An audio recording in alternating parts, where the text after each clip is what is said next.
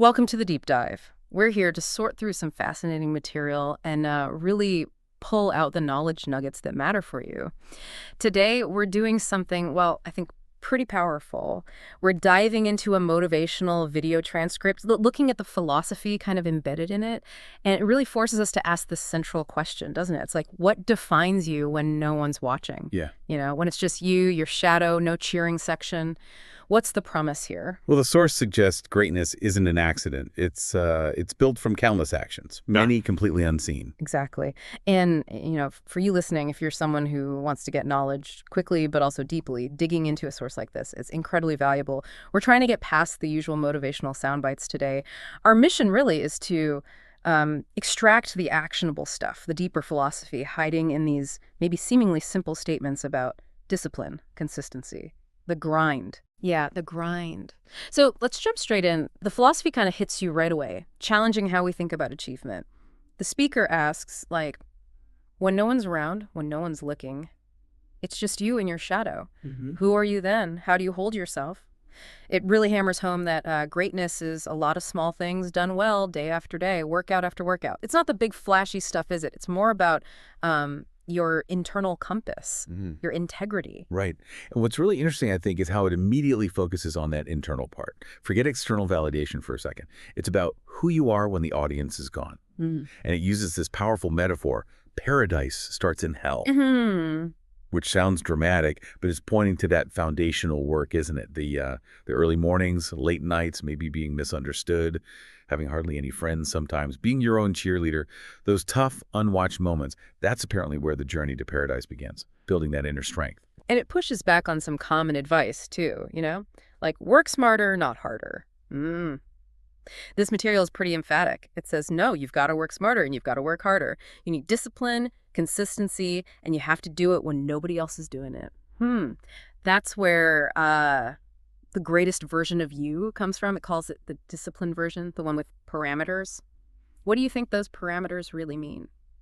Well, connecting the dots, those parameters seem crucial for defining yourself. Yeah. It's not just what you do, it's also about what you decide not to do. The speaker gives examples like, no, I don't do that. I don't drink that. I don't go there with these people. I'm focused. Yeah. So you're setting boundaries, protecting your energy, your focus on the prize ahead. And the really profound part, I think, is the transformation it talks about. You start discipline, maybe it feels like a chore, but then you start desiring it. What you had to do becomes something you know is making you better. That shift, it's huge. From obligation to real internal drive. That internal shift, yeah, from forced discipline to genuine desire, that's powerful. And it begs the question, okay, where does this improvement actually happen? Like the material says pretty bluntly, you don't get better sitting on the couch, right? Or just waiting around. You get better by coming out here and getting after it every day. The message really is, a real man in the dark, when nobody's watching, he's putting in work. It's all about the process. Lifting, resting, eating right, making those good calls, this consistent process, that's what shapes you. And that brings up a really key point about progress and accountability, doesn't it? Yeah. The speaker points out the real consistent effort is in the dark when nobody sees you. Those extra reps, that unseen push, and then boom, 5 years later, you're one of the best in the world. Yeah. Why? The process. So it connects that sustained, hidden effort directly to top-tier results. It challenges that whole overnight success idea. It even has this kind of radical view on time. Says we're not living by the clock. Like if you can't sleep, get up. Maybe you haven't done an honest day's work to earn that rest. Whoa, that idea that the deeper the process, the greater the reward. You earn your rest. You don't just clock out. Wow, yeah, earn your rest. That definitely makes you think about the quality of your own effort each day, and it connects straight to that idea. Its excellence is not an accident. The speaker mentions people like Michael Jordan, Kobe Bryant, suggesting they weren't just interested in basketball. Interest is a hobby. No, you have to be obsessed. It asks, when no one's watching, do you get up and run at 5 in the morning when it's pouring down rain? That kind of action. That's how you build a person of principle, a person of character. Exactly. And what's really sharp here is linking those unseen actions directly to character, to principle. The transcript says, you don't go in here blindly.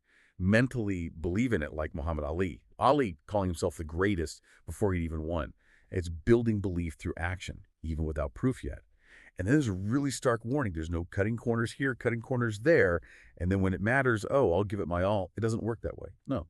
The argument is if you consistently half do things in private, well, you learn that pattern. So when it does matter, you don't know anything else. But that minimal effort. Ouch. So integrity in the small things predicts performance in the big moments. Exactly. Okay, so let's bring it home. What does this all mean for you listening right now? It means real success, real character. It's not just made under the bright lights, it's forged in those quiet moments nobody sees. Like this philosophy shows so vividly, the things you do when nobody sees you, lifting weights, resting, eating right, making good choices, those aren't just warm-ups. That is the process. That's what shapes you. The real demanding path is in the dark. And that deeper process, well, that's what leads to the greater reward. And building on that, here's something really provocative to chew on. The material insists the small things mean as much as the big things. Think about that. It's not just about your results. It's about, well, your integrity, who you are. If you constantly half-ass it here and there, as the speaker puts it, you literally learn to half-ass it. So when the big moment comes, you might default to that. So consider the compounding effect of all those unseen actions, not just on what you achieve, but on the person you become, your principles, your character. So the question for you is, what unseen work are you genuinely committed to? Not for likes or applause, but because it builds that greatest version of you, the disciplined version, the one with clear boundaries, unshakable belief, like Ali believing before the winds came. That commitment, especially when no one's watching, maybe that's the truest measure of who you really are and who you're becoming.